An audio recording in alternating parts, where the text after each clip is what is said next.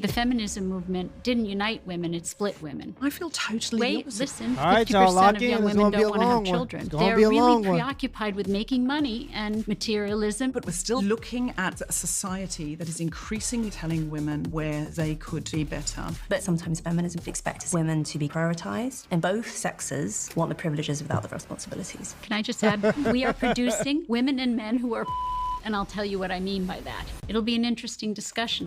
We're joined by 3 leading and outspoken voices in female societal issues with very different opinions. To unpack the choices and consequences women face in modern society.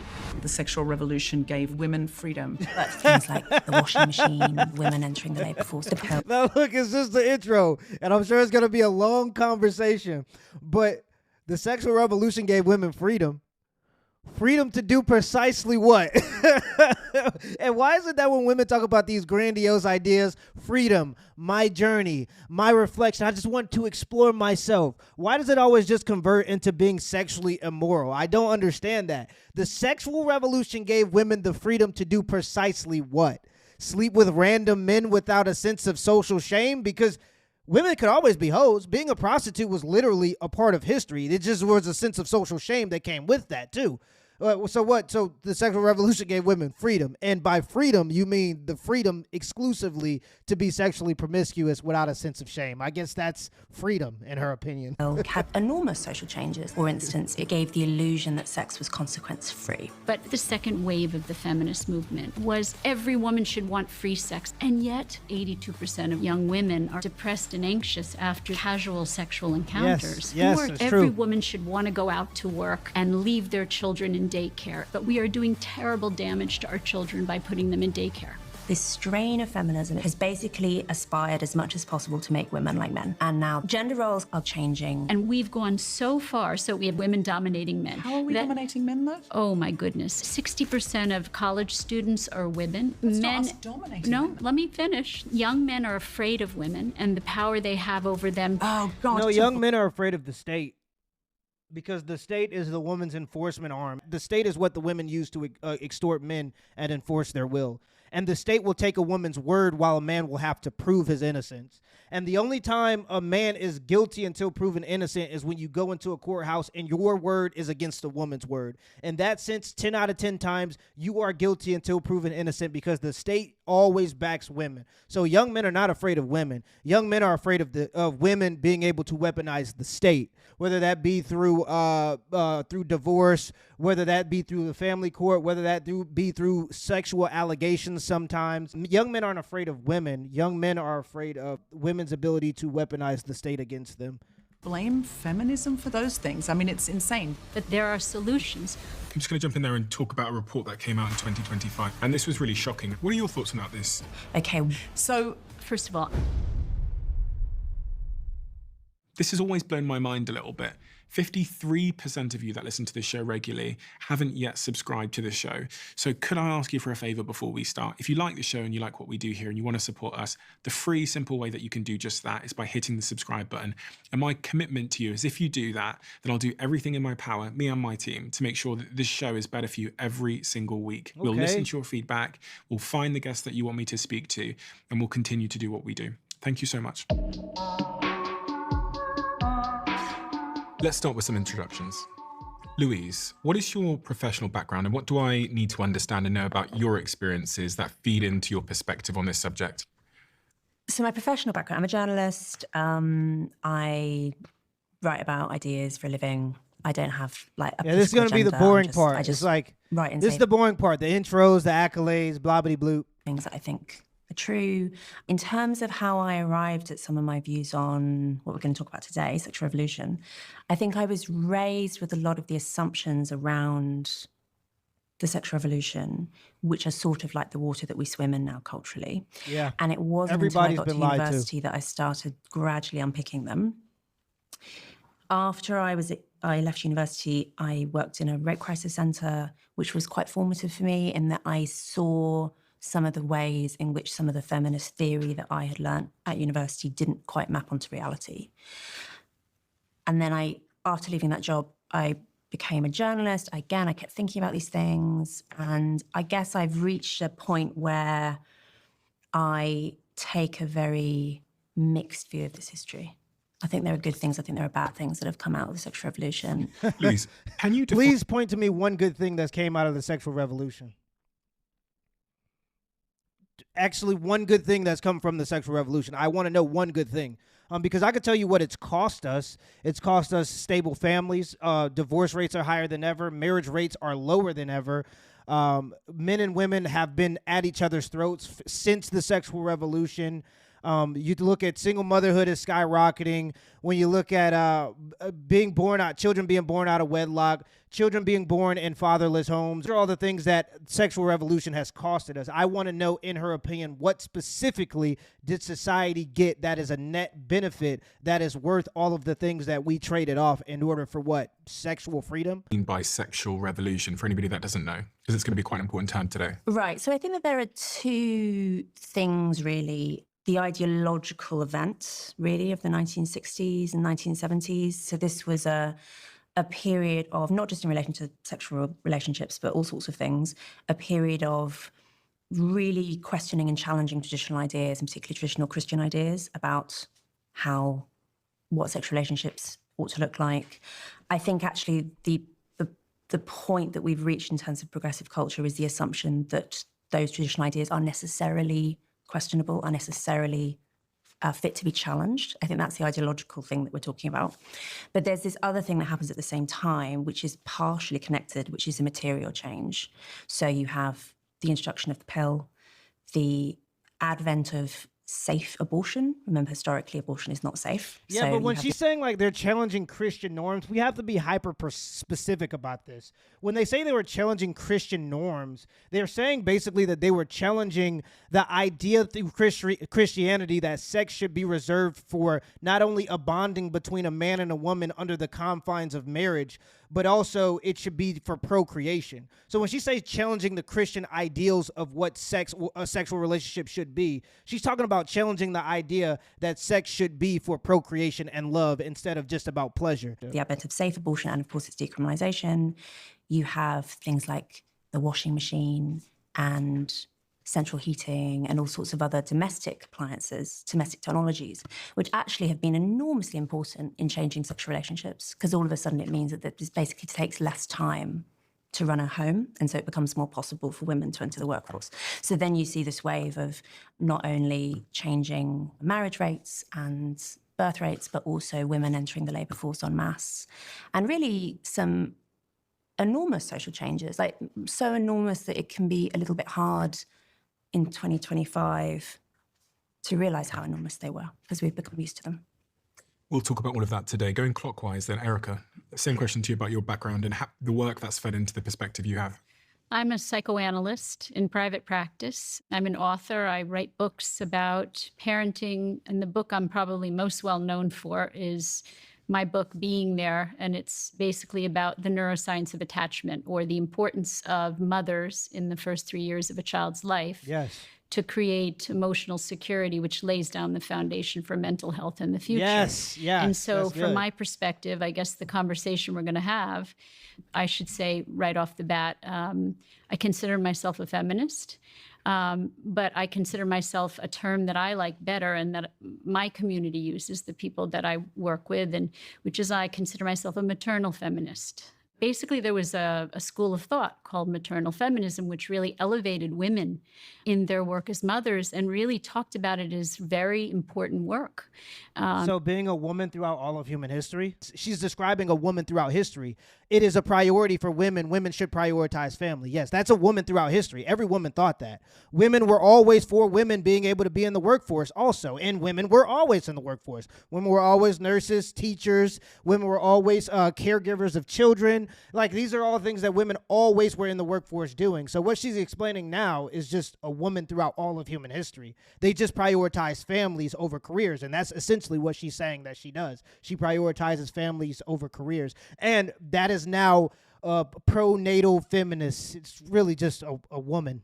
That's really what it is. And so I'm not an anti-feminist, and I'm certainly for women to have choice. Like So you have to it's, virtue signal. it'll It's be like they an- have to virtue signal to the hive mind of women that I am with you, girl. I am a feminist too. I just believe in a different version of it that prioritizes family. And that's basically what a woman was throughout all of human history. Interesting discussion. I guess you could say I'm more of a centrist on this topic. As Louise said, there are parts of feminism that I think really helped women, and there are parts that really did a lot of harm to children.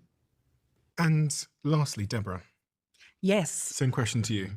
So I am best known as the host of the Guilty Feminist podcast.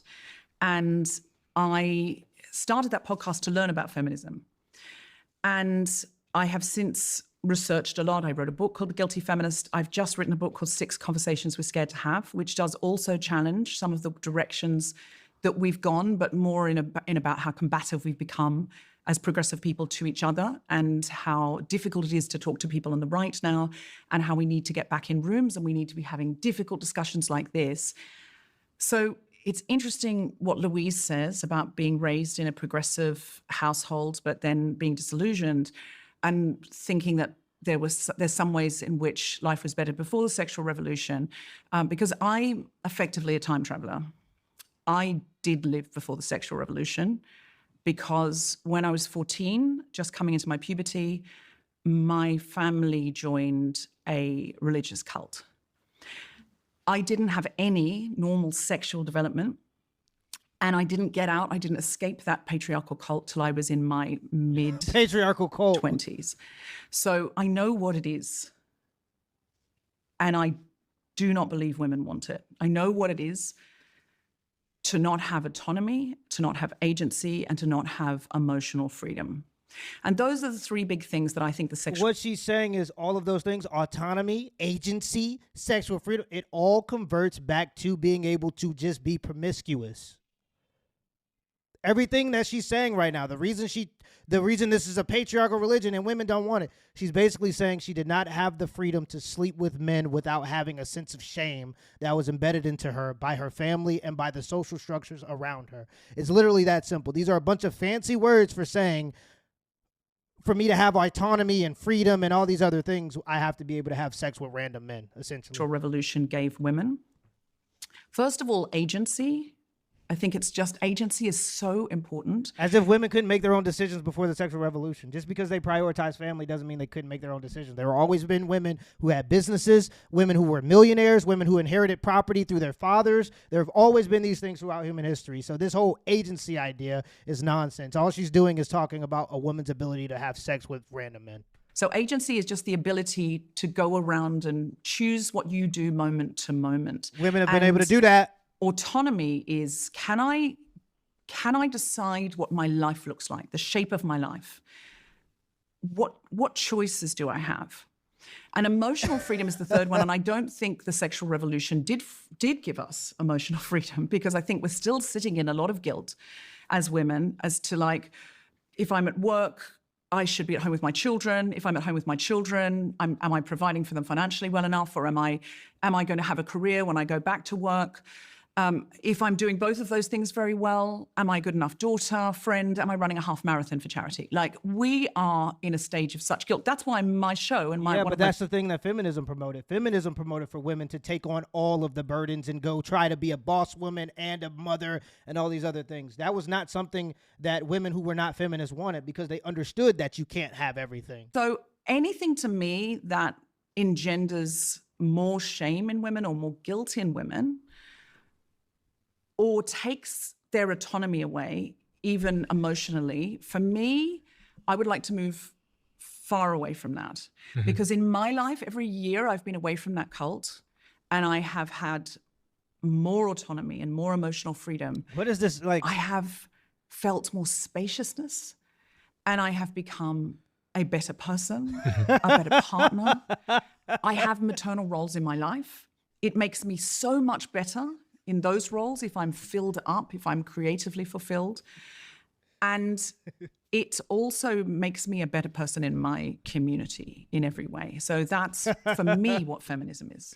Yeah. So autonomy, emotional freedom, and agency. I also want to touch on the word guilt as well, because I remember that being pertinent to our conversation. But if If I reflect on those three words, Louise, autonomy, emotional freedom, and agency as the byproduct of the sexual revolution, would you agree with that? Yes and no. So I think that, can I give an example that is like quite dark, but I think throws us immediately into like some of these really difficult questions about freedom and whose freedom, right? There's this line from Matthew Arnold that I really like. Freedom is a really good horse to ride, but to ride somewhere. Like freedom ought to have a purpose, right? And so an example from my professional life, which I think highlights some of the issues about... freedom without discipline is just slavery to your vices. And that's what you're seeing. You're seeing a lot of women being enslaved to their vice of lust. Without the discipline to differentiate between the men you should sleep with and shouldn't sleep with, which a lot of ladies have a hard time with, you just become a slave to your lust and the consequences of your lust. And that is single motherhood, destruction of family, divorce courts, all these other things. Sexual revolution promoting freedom. The law around BDSM. I won't go into the details because it's boring, but there's like complicated law around BDSM, basically. Like, so this is bondage, domination, sadomasochism. So people basically doing consensually violent or abusive things in sex. So stuff that would be illegal if there weren't consent, pretty much. And the law around it is complicated. The law basically says that you can consent up to a certain level of harm. And then above that level of harm, you're criminally liable. And if something goes wrong, like you're done for it. And there's been ongoing campaigns by proponents of sexual freedom to loosen these laws and to make it so that you can consent to more than what you legally can at the moment. So consent to like serious body modifications as a sex thing, or consent to quite serious violence as a sex thing. Like if something goes wrong at the moment, you might be criminally liable. So me and a bunch of other feminists set up a group called We Can't Consent to This. The reason we did this is because there were an increasing number of cases in the UK. But you're controlling their autonomy. That's not feminist of you. Why are you trying to dictate these women and what they can do with their autonomy? That's not feminist of you. You're enforcing the patriarchy upon their autonomy by saying that a woman shouldn't be choked half to death when they're sleeping with random strangers. This isn't You unique to the bigot. UK. You bigot. Of women who had died during sex and their partners claimed that they had consented to the violence that killed them. So this was normally strangulation, but there were other like horrible ways in which these women died. And these men were getting away with this in the sense that they were successfully claiming, no, this was all just a sex game. But who's to say if it went to court and it was proved that there was probably some level of consent, who's to say that the women did not consent to that? And that's the issue with where we are currently. It's women are just as strong as men, women are just as powerful as men, but also women are perpetual victims of the violent patriarchy that need to be protected by men. Isn't that crazy how it works when you are pro just gluttonous sex? It's crazy how it works. And they were successfully avoiding a murder prosecution and sometimes getting very light sentences for manslaughter. And I think this is a really, really good example of freedom for who and freedom for what. Because you can completely see freedom why for what? Some campaigners would want the law on BDSM to be much more liberal. And they would say, and they do say, you know, I'm a consenting adult. Who are you to tell me that I can't do X, Y, Z in the bedroom? Who are you to tell me that the law ought to step in and try and criminalize what adults do in the privacy of their own homes? And you can see their argument. But then I say, okay, but the problem is we're all connected to one another. Yes. And your freedoms impact on mine. Exactly. And this all, you know, a society is greater than the sum of its parts. And if you're going to say that sexual freedom is the preeminent value, then I don't know what we do in these cases, these concrete cases where it seems to me that a terrible wrong has been done to this woman. And if we don't have illiberal laws, at least partially illiberal laws, then men who make this defense are going to get away with it. And so I'm sorry this is a dark example to like kick off the conversation with, but I just think it's a pertinent example of how freedom is difficult and agency is difficult and choice is difficult. And we can say that these things are good generally. I think they are good generally. Yeah, freedom doesn't mean you're free from consequence. If you want to be choked half to death and that's how you get off, the consequence is that sometimes you might actually just you might choke too close to the sun, if you get what I'm saying, and accidentally kick the bucket. That's part of the freedom. So yeah, you could have freedom, But that doesn't mean you're free from the consequences of your decisions using that freedom. But they are virtues that need to be balanced against other virtues, and that's the challenge.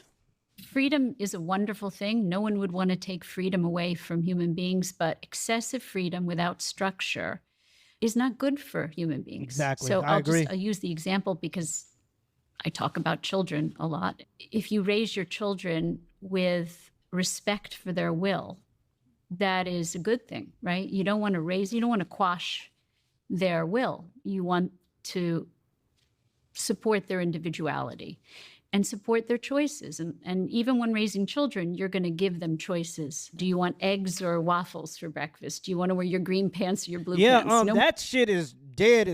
That wasn't how it was when I grew up. We ate what we had.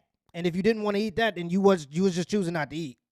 So all this whole giving kids the freedom of a choice and all this other stuff, no. There are certain things that you are going to do if you are my son or daughter. You're going to be involved in some after-school activity. It don't got to be sports, but it's going to be chess club, science club, or something. That is a requirement. So, yeah, there are certain examples of trying to allow your kids to have a certain level of freedom, but you also need structure within that in order to make sure that they are viable human beings. Because if you give a child the choice to do anything that they want all the time, they're going to choose to just play video games and eat candy all day. So you do have to have some structure. And if that's what she's saying, I 100% agree. Because in my family, that's just how it was. There were certain things you had to do. But if you don't provide any structure for them, they don't feel loved, they don't feel secure, they don't feel stable. And so what I'm afraid of is that we went too far. It's not that freedom isn't a good thing. It's that excessive freedom without any structure at all can also make us feel untethered, unbound, without connections to it doesn't make you feel that way. It actually literally makes you that way. It makes you untethered, unbound, and it makes you distant from reality. Yeah, you have to have structure in your life because life is about structure. If you want to have a successful or fruitful life, a life worth living, you have to have some level of structure. People that we're most intimate with, and that's my concern. So it's not that sexual freedom isn't a good thing. It's that in my mind, it may have gone too far.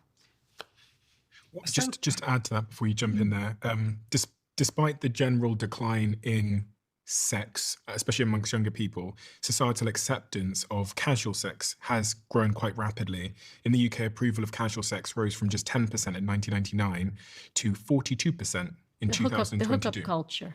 Yeah. So when you say rules and structure, Erica, I'm really interested in that turn of phrase because, of course, children need rules and structure, but women aren't children.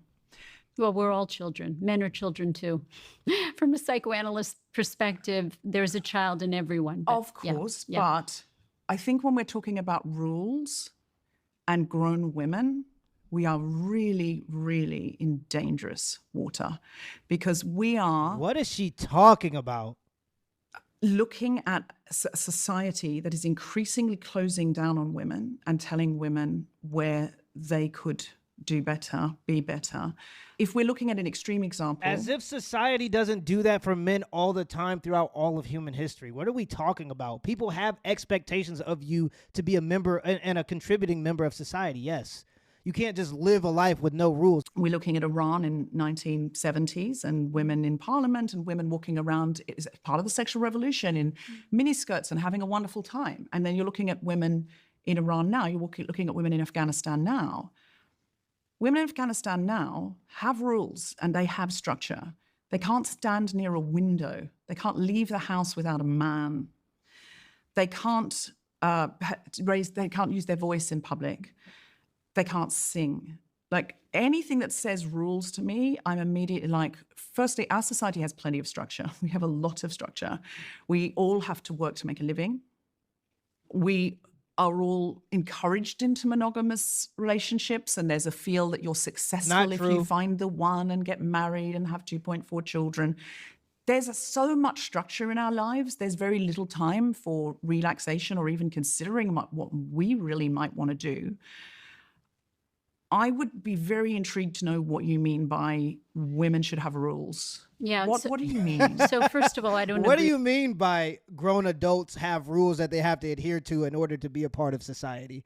What do you mean by laws? I can just say that I don't agree that we are encouraging monogamy. I think we're encouraging polygamy. And I Yep, don't mean she's right. marriage polygamy. I mean multiple partners. Young people are hooking up. I wrote an article for the Institute for Family Studies on why and the statistics on the hookup culture and what it's doing to young people in terms of their mental health.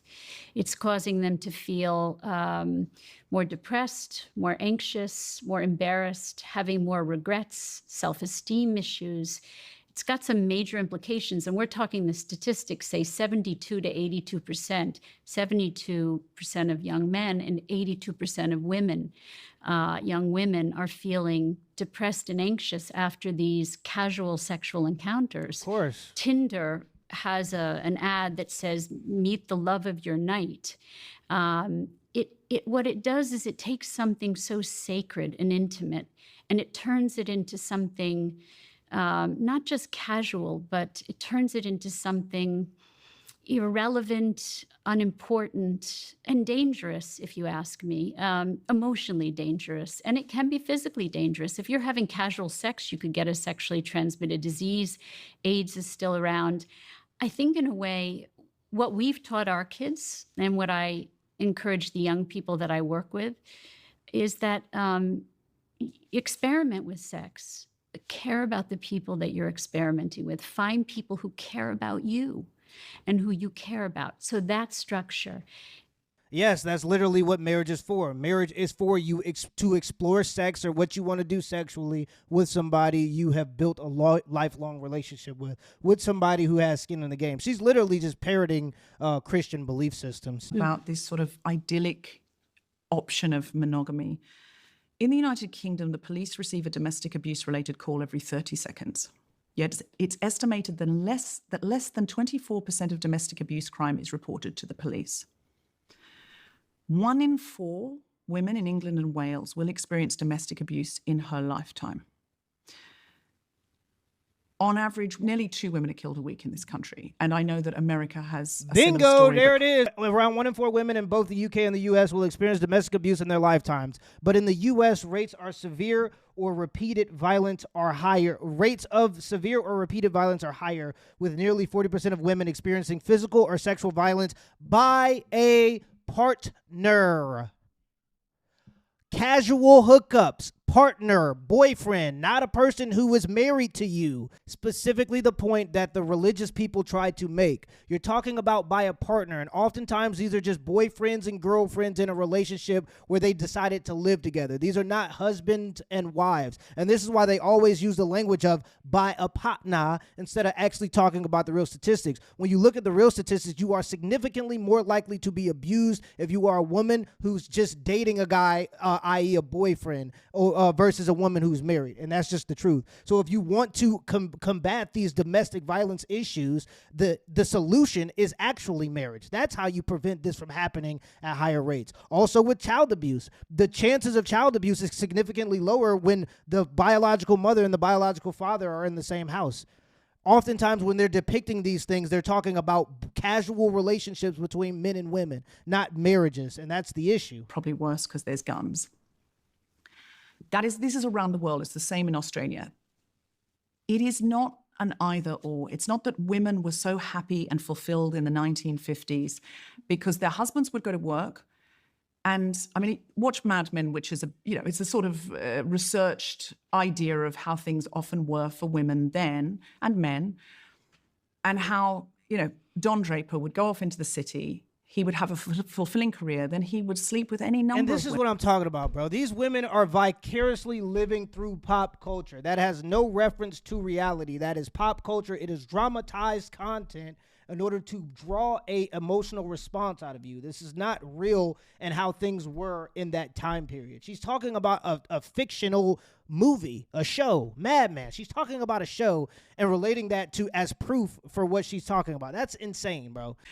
And had to just put up with it until she couldn't any longer. And she was at risk of STDs because he was going out and doing whatever he wanted. The idea that... So her solution to that is to allow women to go out and sleep with multiple men who are sleeping with multiple women. I'm not even saying that that is the reality of the situation of most women in that time, but even if it were, let's grant that. Your solution is to promote for women to go sleep with multiple men who have slept with multiple women, and that's the solution to the STDs at a higher rate? I've sort of monogamy is this utopia, and since we've gone into a more hookup culture, I still think there's a hell of a lot of pressure for people to find the right one. Yes, people hook up before they find the right one, but there is pressure to have the rom-com ending. Most people, if they're hooking up, are hooking up to have sexual satisfaction while they are looking for a longer-term relationship. Or they're not, and they're really happy single, and they're finding fulfillment. And that is the spaciousness and the freedom and the autonomy to do that. I love that women can choose that now. I love that women can say, I'm really happy single. This settling for someone who's not good enough for me, or it doesn't suit me. And I'm just so happy she's saying it. But just say it. I love that women can have degenerate sex with random strangers. That's essentially what she's saying, with a bunch of euphemisms attached. And that's what society is fighting. And that's what the sexual revolution and feminism is ultimately about. Women being able to go into the workforce and work for themselves in order to provide a life for themselves while sleeping with random men to try to find the perfect man. And if you don't find the perfect man, it's okay, because you can still continue to work and provide a life for yourself. And the only issue is there are consequences that are attached to it that have nothing to do with those women specifically. They have stuff to do with divorce and just the destruction of the fabric of society that we need in order, because we're dependent on each other, and it destroys that aspect of society. Doesn't have to happen for me anymore. I can live my full self, and maybe my career is more important to me, or fulfilling, or my friendships, or my desire for travel. I love that we have options. I want the women watching this to appreciate all the options that they have. All the options that they have. If they want to be single, and they want to hook up, if they're looking, but in the meantime having that sexual freedom, I want them to have it all. But if what they want is this monogamy that you're talking about, I told you it's about being able to have it all. Being able to sleep with the man that you want, and then also getting the marriage that you want, while also having the career that you want, while also having balanced children. She's saying it word for word verbatim. You just got to read through the lines. This is what feminism is all about, and this is what the sexual revolution is all about. The love of their life and settle down and have two children, or whatever selfish, they want. I want them to have that too. Deborah, can I ask, do you think that there is a cost to hookup culture and casual sex in regards to the implications it has on women, as Erica was implying, psychologically? And is that more adverse in women than men? I think human beings can suffer from too much choice. Like, we know that if you put 800 varieties of jam out on a supermarket shelf, people will buy less jam than if you put out 8, because they get confused and they just think, oh God, I don't know, none of it then. And they walk away. I think the fact that we have young people sitting in a bar on a Hinge date, and while that person goes to the bar, they're like, what else is out there? I think that's bad for human beings. Mm-hmm. I think that is bad for women, for men, for non-binary people. That's bad for everybody. But this sort of sacredness, Erica was alluding to a sacredness of sex itself. Yes, I think that is not a thing. Look, that these we people are finding women find sex more sacred than men. But I didn't say that women find it. I think it's sacred for men and women. But but there are natural consequences that women have that men don't have, that historically speaking led to women dying, like child rearing. You don't think that that's going to have an effect on it? The fact that a woman has to go through a process that might literally kill them, especially before the advent of modern medicine, the fact that you have to go through that process, you don't think that that's going to make it a little bit more intimate for the women than it is the men biologically? Maybe.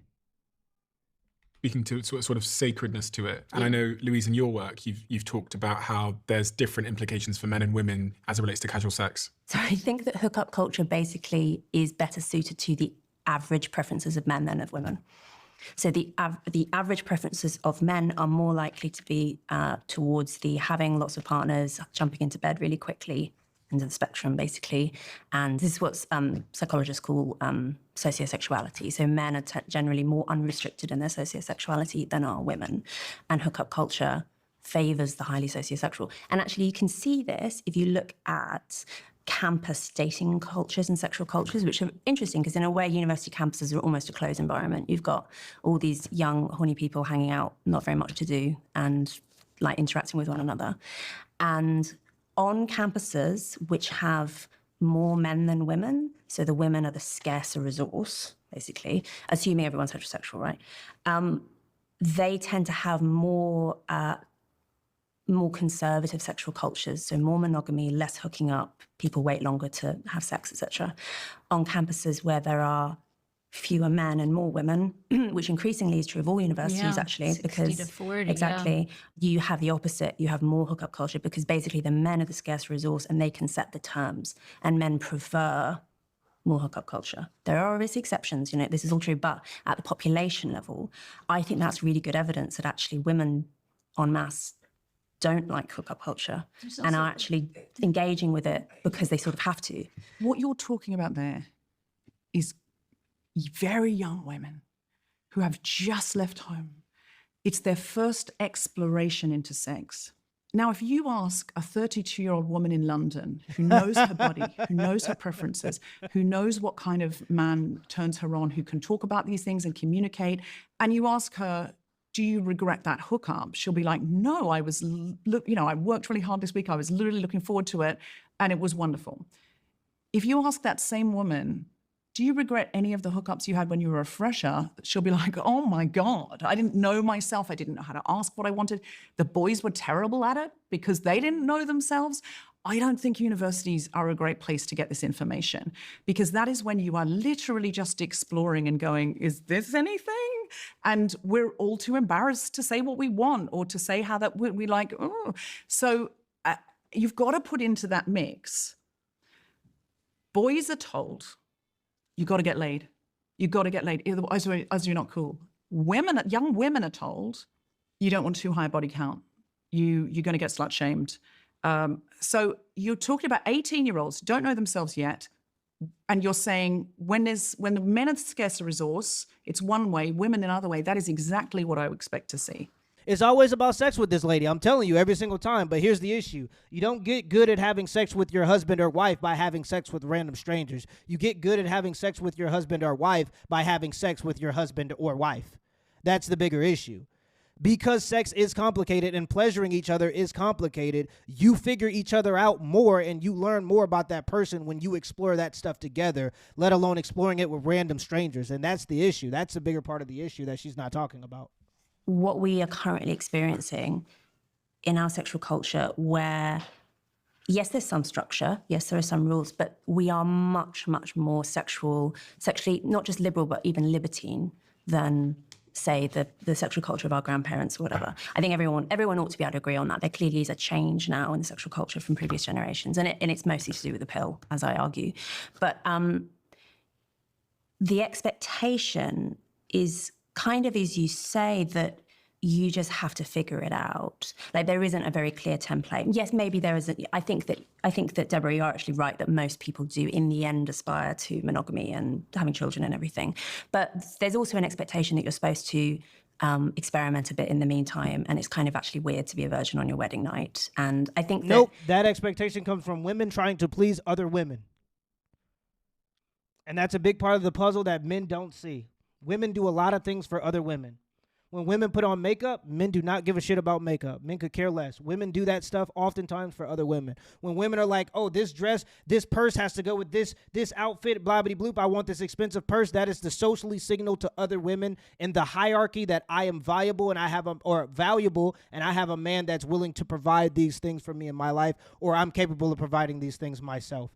it is about women trying to please women. And what she's talking about right now, the expectation to experiment, that comes from other women who have probably done that in their past, and they're trying to justify it and convince you that you should do it as a woman so that they could destroy your ability to compete in the sexual marketplace. They are much, much more at risk, actually, of being called frigid than in previous generations. And the idea that we can escape from social judgment around our sexual choices is probably not realistic. I think that basically that's what humans are like. We do just tend to be judgmental about this. But anyway, I don't think it's very wise to subject girls to this experience, is how I would put it.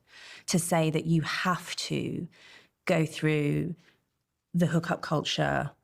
I know Go people through the who are mill. opting out. I know young people who are But it's absolutely hard. opting out. They're No, like, I know. no But freedom at all. I'm going to agree with her and say freedom has become a pressure. There's become a societal pressure to be free. So I know it's- many young people who are opting out of the apps. Okay, who I'm don't want that. I'm a therapist, and I see so many young people, and I give lectures, and people come up to me. So I can say, and I write books about adolescence, and I'm going to say that mostly the term hookup culture is used between 15 and 30. So you're correct in saying a 32-year-old woman should have the right to have sex with whoever the hell she wants to have sex with. And I'm right there with you. She should have choice, whatever. But young women, young men who are developing emotionally, mentally, should not have the right. No, that's not shouldn't have no, the no. right. Can I finish? Yeah, sorry. Okay, sorry. So you interrupted, so I didn't get to I'm finish. so sorry. Okay, so they're more vulnerable. They are more vulnerable emotionally to what the hookup culture does to them. There's And a the lot of craziest part research is, to if she were being honest and she said, yes, I don't think that these young women should have the right to sleep with random men. I don't think that. She's going to go, oh, so you're saying that young women shouldn't have freedoms and autonomy and all these other things that are just associated with what is good. So, like, you saying that my daughter shouldn't be sleeping with, like, some random 17-year-old boy or shouldn't have that option in her life, she's going to say, then you're taking away her freedoms and her rights as a human and all these other things, because they associate your freedoms as a human being to your ability to just have degenerate sex. That's literally what this whole movement is about. say that it causes loneliness, depression, anxiety, tons of regret, embarrassment, Yes. shame, self-esteem issues. And so, of course, we want freedom. In fact, I'm probably more in agreement with you on most things than you think. But in this, I say that freedom can become its own prison. So if you think about the early feminists, the really early feminists, Mary Wollstonecraft, Mary Shelley, those women were fighting patriarchy. They were fighting a system that said they had to be a certain way. So of course I No, don't. they weren't. They weren't fighting the patriarchy. They love the patriarchy. They just don't like the things that they have to do to contribute to a patriarchy. They don't like that the feminine responsibility in a patriarchy is to prioritize family. They don't care about the part of the patriarchy that says that men have to fight and die to defend women. They don't care about that part of the patriarchy. They never cared about the part of the patriarchy where men have to go to war in order to defend women, children, and society. They don't care about that. They never campaigned to have that right. The ability to have to go to register for the selective service in order to vote. They never cared about that. So they weren't fighting the patriarchy. They were just fighting the parts that they didn't like. And the parts that they didn't like came down to women having the responsibility to prioritize family over their own self-preservation and their careers. That was an expectation in the patriarchy. Men had to be willing to go and build society and die for society, and women had to be selective in the next generation of men that they would choose to bear the children for the next generation of society builders. That's the female burden, and they didn't want that burden. They wanted to be able to have sex with whoever they want without having any responsibility towards the society to bear children and prioritize family. Accept what Iran does to women. I mean, that, but what's happened is if the pendulum swings too far, you have a different kind of patriarchy on the other side. We say the extreme left and the extreme right actually meet in the middle.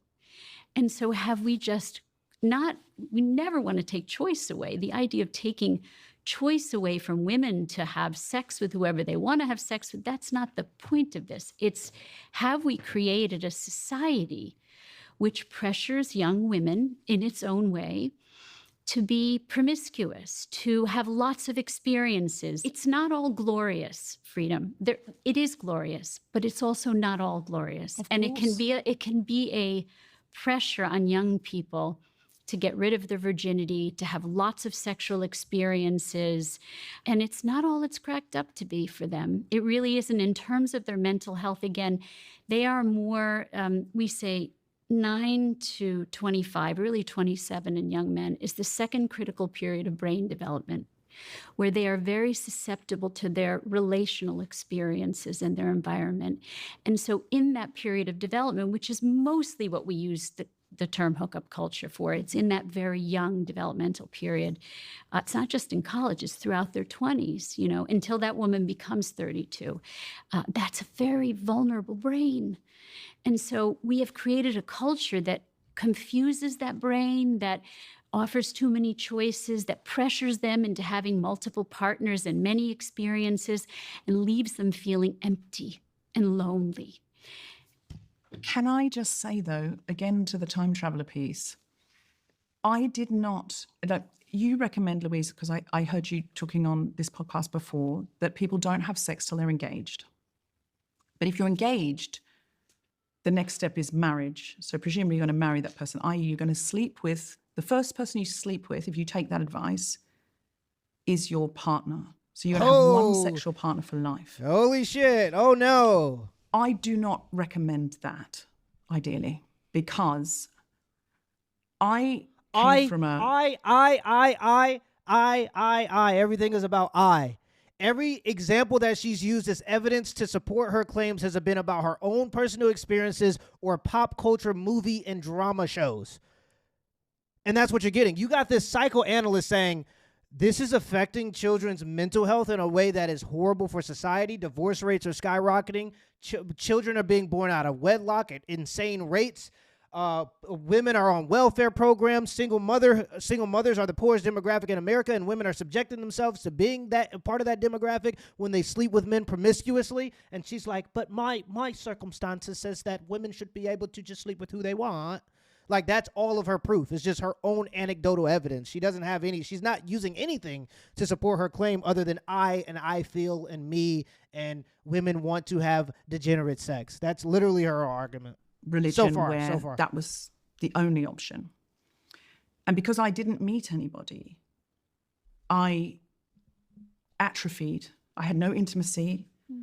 I felt so lonely. Now, you're saying sometimes people have a hookup and they feel lonely afterwards. Totally, of course. That's happened to everyone who's ever had casual sex in any quantity where you feel a bit like, oh, that didn't fill me up. It's like, when they say you go and have a Chinese meal and you feel hungry half an hour later and you were wanting more. There is no utopia here. There's only options. And what happened to me, because I had no option, I had no autonomy, I became more and more atrophied, more and more lonely, more and more empty, more and more disconnected from myself. To this day, I struggle with that. I struggle with intimacy, because we were in such a culture of you can't have sex before you get married, that you didn't really make eye contact with people. Normal teenagers will sit on each other's laps and just experiment a little bit, or they might have a little kiss or whatever. If you don't have anything like that, you can't really look at people properly because, it might lead to something. It took me so long to heal, guys. And however old you think I was when I lost my virginity, I was older. And it was tough because if you're losing your virginity very late... This is a therapy session, brother. This is a therapy session. And this is what it becomes when you let these damaged women get on these podcasts. She's not using any evidence to support her claims. She's just talking about her own personal experiences. This is a therapy session. And she wants people to feel bad because she was a part of some religious organization that told her that she shouldn't have sex with random men before marriage. And that's just normal, in my opinion. I think that that's a normal idea. I think that's a normal way to think about the world. And I think that was normal for all of human history until literally 5 minutes ago. And now we're in this new world where we're supposed to just say that what we're doing currently is normal, and by breaking all of our traditions. But traditions were just the things that humans did so well that we forgot that we needed them. And now we're in this whole situation where we abandon all of those traditions. We said that it doesn't matter for anybody to just have sex with whoever they want. And then we've seen these consequences in society, and we're trying to act like we don't see these consequences. And this woman is just having a therapy session where she's just talking about her own personal issues in her own personal life, and she has no evidence to support her claims. It's all just based on me, and what I want. And what she wants is to have the ability to have sex with anybody she wants to have sex with. the person you're losing it with has had a more regular, healthy, in my opinion, sexual development. They've had their first girlfriend or boyfriend. They've experienced a few things. It's still hard for me to say what I want. So I don't recommend the other thing either, which is don't have sex with anyone until you're ready to, prepared at least to marry them. I've got a graph here that somewhat So dovetails stupid. into So this stupid. conversation about when you should have sex and also marriage as a subject. And it shows that from the 1970s, roughly women would get married at about 21 years old. And now, this graph will be on the screen, it's about 30. Yep. Men used to get married at around 23 years old, and now it's just over 30. And the craziest part is the average age for a child is earlier than the average age for marriage. Isn't that interesting? Go figure. So now more than ever before, there are men that are signing up for marriages with women who already have children. Which if you have your own family as a man, I understand that you're combining and blending families. That's probably the best way to go about it, having a person that already knows what it's like to have a child and y'all are combining and blending families. But if you're a man that does not have your own legacy and does not have your own family, I would not recommend you taking care of somebody else's family. And so, yeah, this is the case because women have been told that they should go to college, so they're going to college to chase these degrees. Right when you graduate college, now you got $50,000 worth of debt that you got to pay off, so now you're going to work. And finding a man is easy. I get a bunch of likes on Instagram, right? So finding a man should be easy. I've always been able to find a man. And so they forego finding a man and prioritizing family in order to chase this career. And then they hit a certain age where they go, oh, I do want to find a man. But the only issue is the men that are their age, the men that are 30 who are in their financial stride, they got their beard growing in, they understand their money a little bit better, they're making more money than ever before. They're just going, oh, I'm not going to be rushed into a relationship. I'm just going to date a woman that's 20, 26, 27. So the men with the options at 30 are not choosing to date the women at the same age. They're choosing to date a little bit younger because they don't want to be pressured into having a family. When you're a woman, you have a biological time clock. If you start dating at 30, you got to find a man. Y'all got to court each other.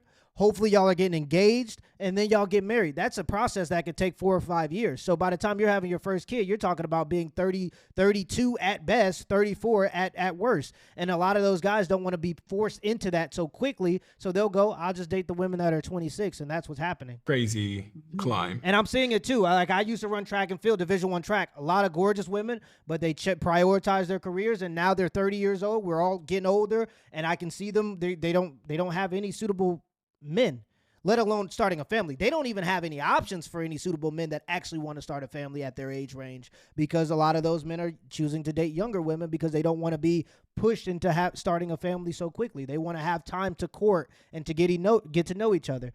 So yeah, that's a big part of the issue.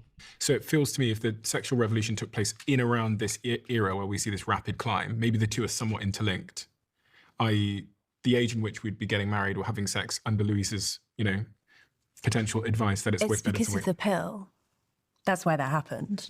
It's because it used to be that if you were having sex with someone, you were risking pregnancy. Yes. And now that's not, it is still true because actually all contraception fails and something like half of women in this country get pregnant didn't mean to or whatever. So the idea that it's foolproof is not true. But last thing too, before I let it play for a while, that was also what I was saying when I said the sexual revolution was for women. It was about taking away all of the responsibility from sex from women specifically. If you are a man, you don't have reproductive rights. Women will say, oh, we should have the ability to abort our children. In an equal world, a man should be able to have a financial abortion, right? He should be able to sign some papers that say, I don't want, from my autonomy, I don't want to have to go to work to pay for this child that I never said that I wanted. He doesn't have that ability. Men don't have reproductive rights. The sexual revolution was specifically for women to have the ability to be sexually liberated. Men still have a lot of consequences that we have to own up to if we do choose to be sexually deviant. The state, which is the woman's enforcement arm, will make sure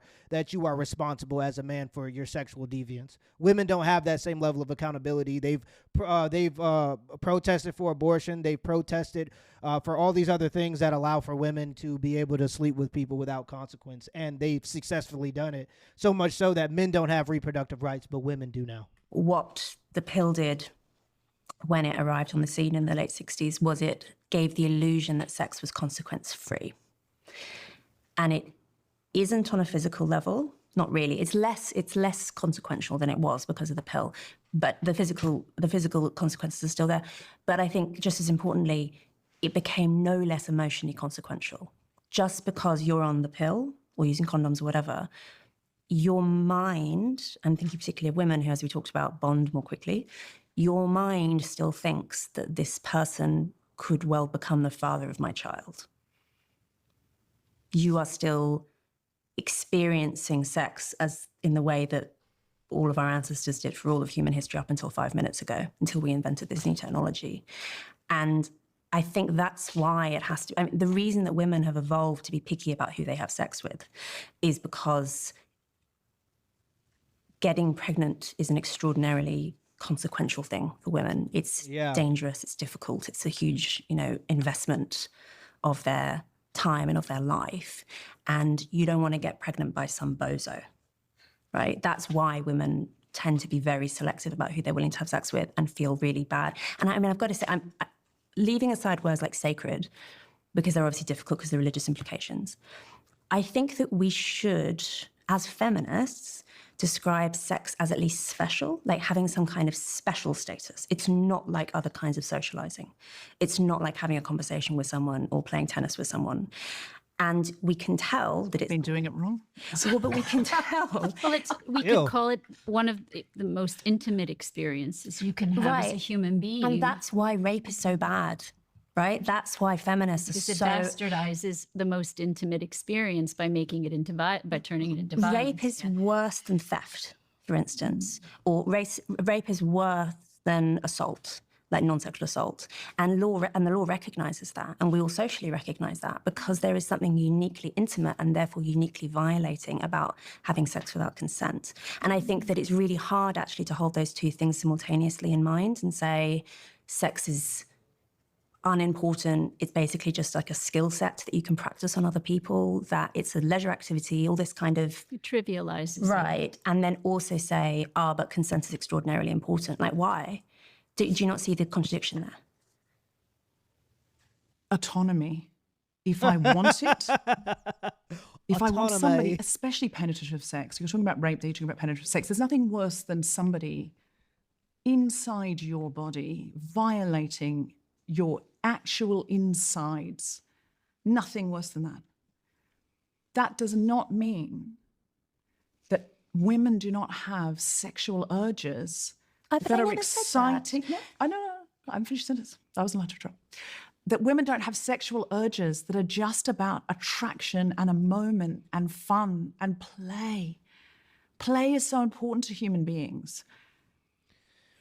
She's literally not saying that doesn't exist. She's saying that before birth control, we understood that women wanted to do those things. They were just unable to do those things because of the natural consequence. And this is why women will always protest for there to be abortion. It's because they want to get rid of the natural consequence for having sex so that they could do it promiscuously and out of lust. And that's a big issue. And that's literally what she's saying. She's literally saying, yeah, I understand that women want to do those things, but there are natural consequences to doing those things. And just because we have the ability to have sex without having children doesn't mean that we're alleviated from all of the consequences. And the consequences don't only affect women, they affect society, and we're seeing that reflected right now currently. I left that cult. It took me a long time and a number of different sexual experiences to find out what kind of sexuality I even had. You can't necessarily find it with the first person you meet. They may not be sexually compatible with you. And you may not know how to communicate well with them and end up having a life of very boring missionary position sex. If you encourage young people just to have sex with the first person they meet and stay with that person, which I'm not saying you're saying, but I am saying if you don't... Yeah, guys, if you marry a woman, she's better off if she has slept with 50 guys before you. Are you kidding me? She wouldn't know what she wanted if she spoke to her husband, so she has to go speak to a bunch of random, strange, sweaty men and sleep with those men before she understands what she wants and how to communicate with her husband. Don't you guys understand, guys? Like, when you make the commitment to commit your finances to take care of a woman for the rest of her life, she is better when she slept with 50 different people. Are you a bigot? What are you talking about here? Have sex before you're engaged. Well, engagement leads to marriage. You may end up with very little sexual fulfillment. It's all about compared sex. to what you could have had. It's all about you sexual might not. fulfillment. You might get lucky. The first person you meet might just be amazing in bed with you and you find your space together and it might be wonderful. But I would say that is unlikely. And I would say that the reason that the pill changed how much sex women had and with what variety of partners is because it gave them autonomy. It gave them agency. Suddenly, I can. And guess what? When I can, I choose to try. When you give women the choice, which the pill did, to have some experience, we see that most women want some experience, want to find themselves sexually, want to feel, oh, this or not that, or yeah, or oh my God, this one. This is amazing. I could be with this guy forever. And then it never happens. Just because you had good sex with a man does not mean that you can be with him forever. Hit it off. He's great in bed. We're working together. Oh, we've got a little problem now, but we'll work through it together because we love each other. Most people This lady is do blue. some version of that. And maybe they hit a point in that monogamy where this relationship isn't working anymore, or something terrible happens, and they have another go at that.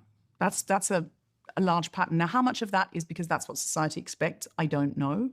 But that is what most people tend to do.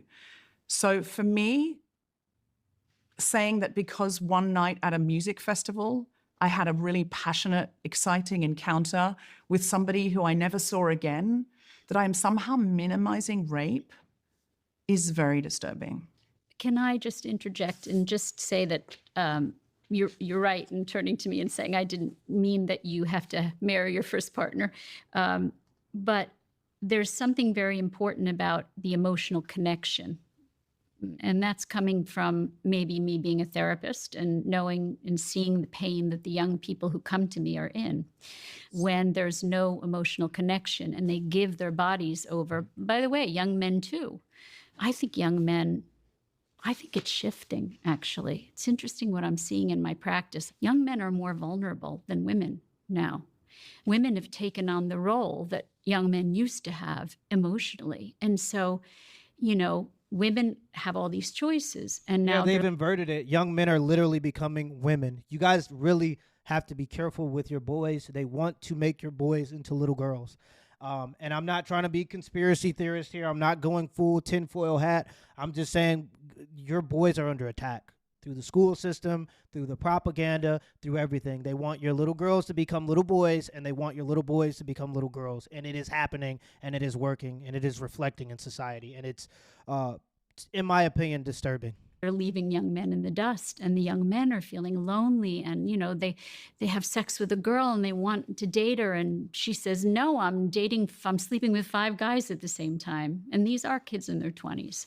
But sex is better with emotional connection. That doesn't mean you have to marry the first guy that you have sex with. I also want to say that there is something called neurotic repetition. A lot of the early feminists had a lot of trauma. You had trauma. A lot of people have had trauma.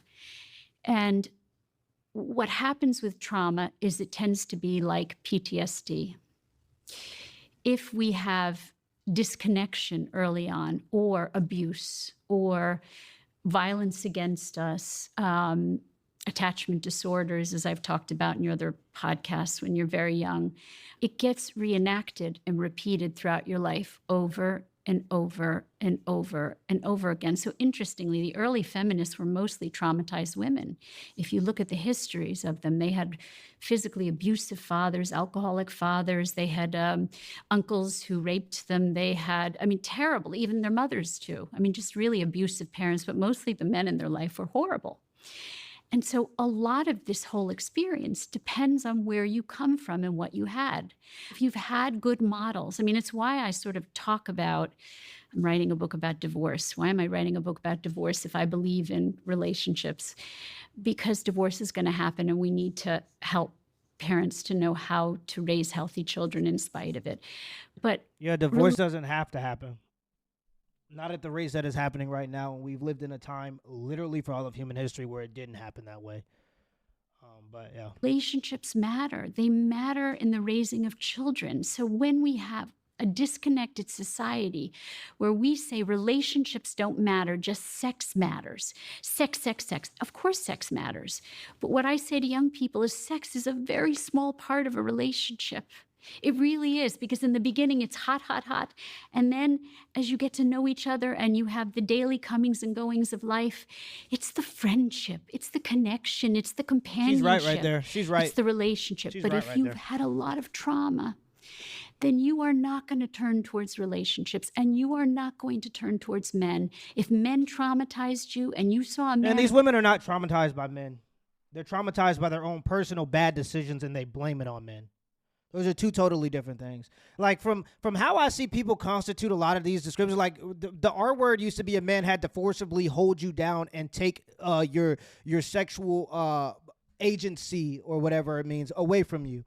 Now it's like a woman got too drunk and decided to sleep with a man, and that's the R word.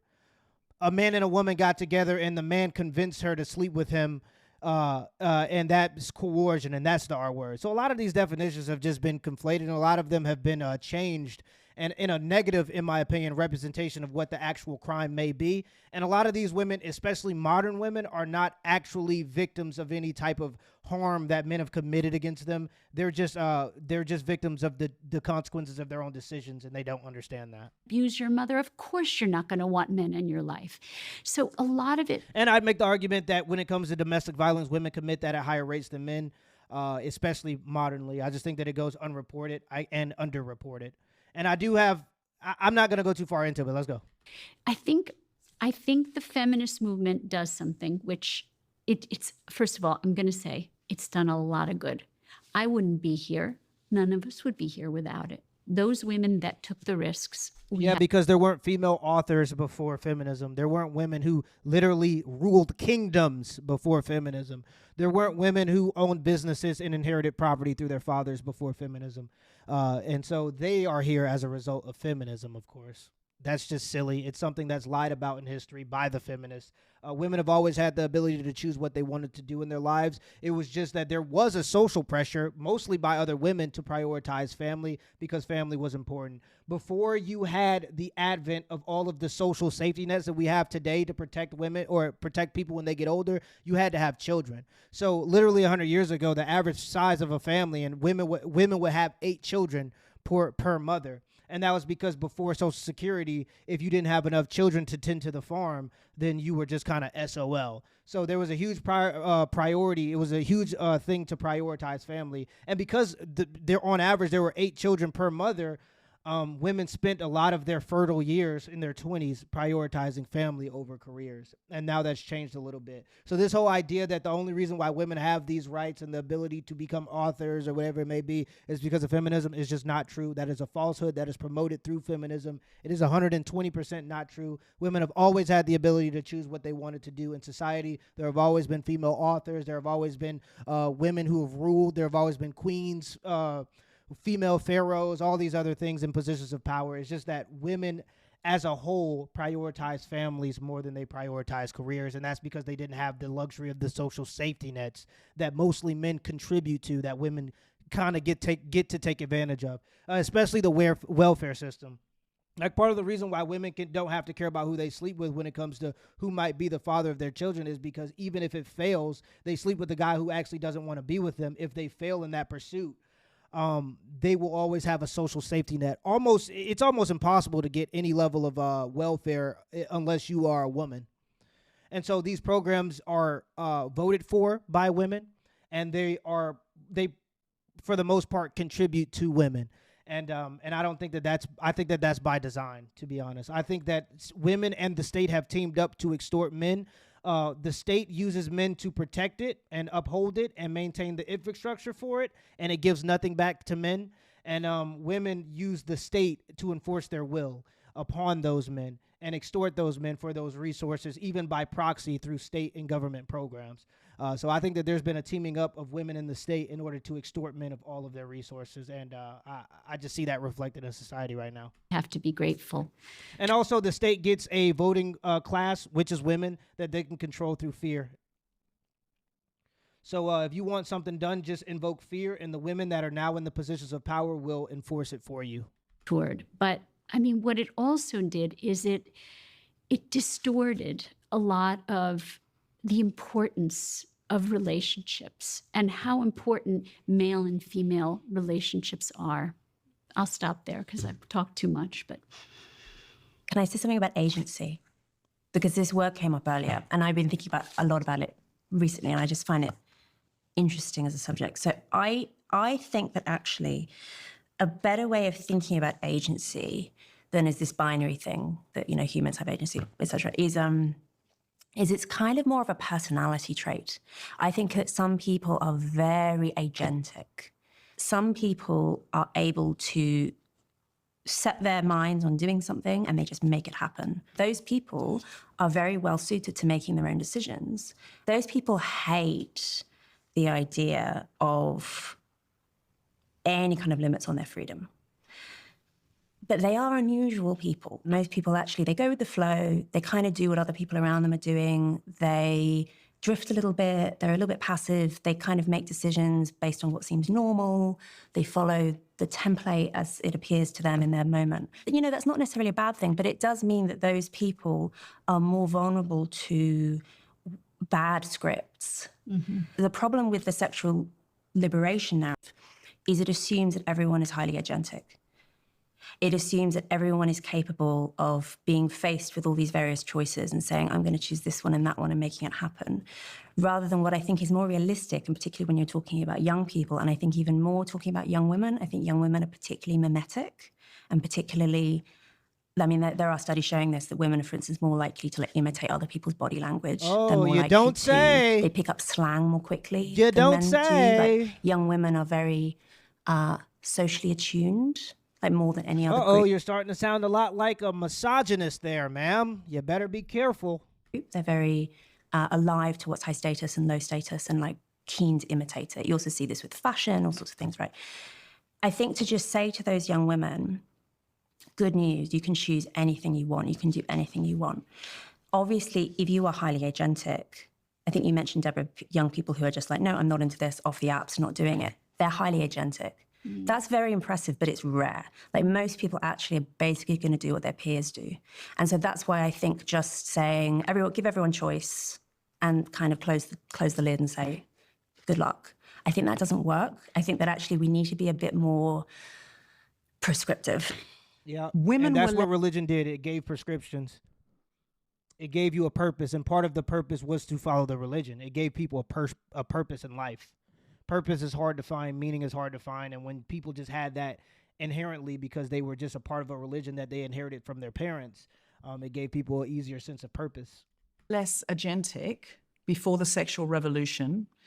Overall, as a population, we are more agentic now. We have more agency, and we flex that agency more frequently. If you are worried that young women seem to you to be mimetic, i.e., influenced by their peer group, then we need education for what's happening in that peer group. I don't disagree with you that thinking about intimacy, thinking about, do I really want to do this with my body? Do I want to let this boy touch me here or there, or this girl, you know, do this or that with me or whatever? Of course. But that's education, so they can have agency. And that's the discussions that the parents have, ideally the schools are having. We desperately need that. That's what we're doing here, right? Or trying to. Yeah. But rather than saying they need rules, I would say they This need lady to is be further attuned to their own desires, their own body, their own environments, relationships.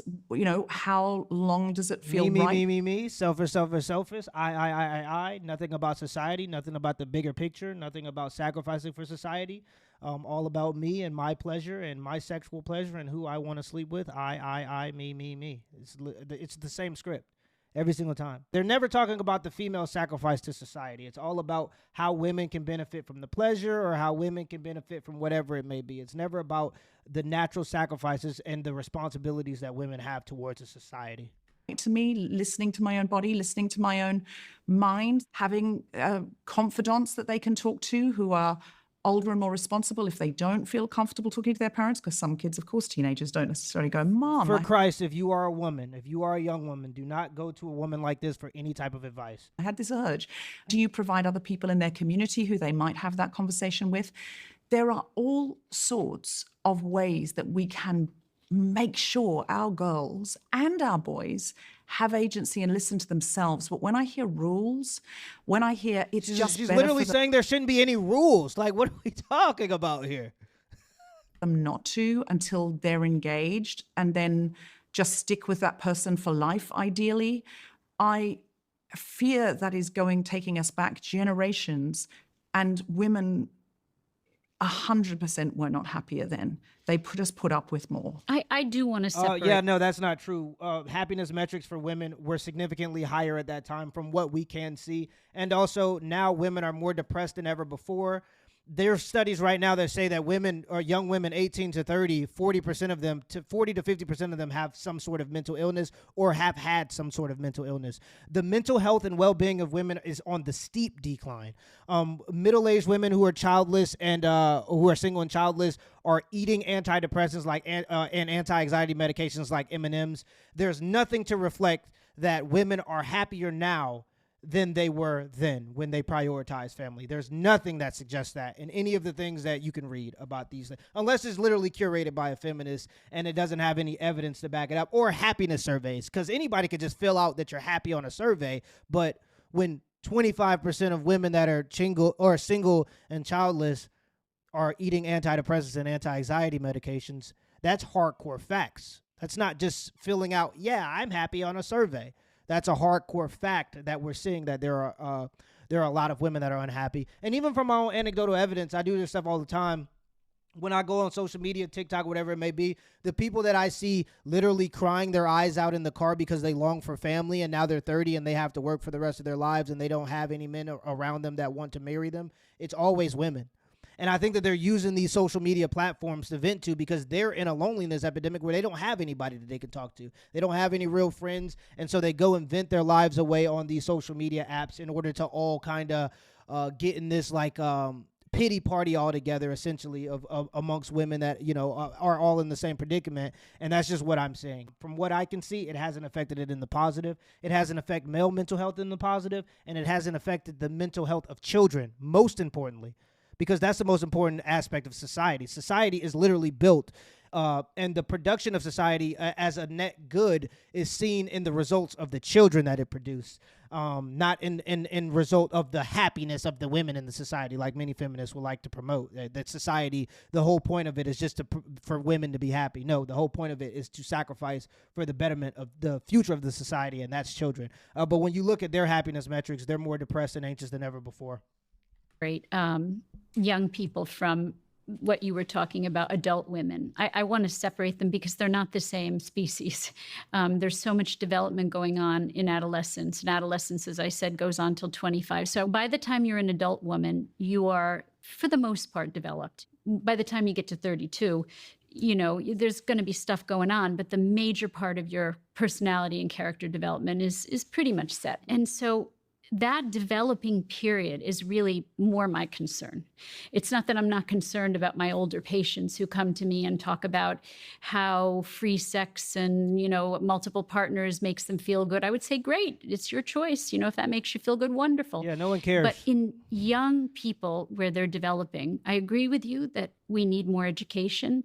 I'm all for more education, but I'm for so we have so much sex education right now in schools, too much sex education, if you ask me. We're teaching 9-year-olds about anal sex. We're teaching them about genital warts. Please, for me, please pay attention to what your kids are learning in these sexual education classes, especially when it pertains to that LGBTQ stuff. They are destroying your daughters. They're destroying them in these schools. They are destroying your sons in these schools. It is absolutely insane the type of stuff that they are pushing in these schools now. And if you're not paying attention to that, you're taking a huge risk on the well-being of your kids in the future, just to be honest. That's not something a 9-year-old needs to know, in school. So, but I think we're not teaching them about emotional connection, about relationships, about family, about the arc of a life, that if you want to be single and you want to have multiple partners and you want to be free,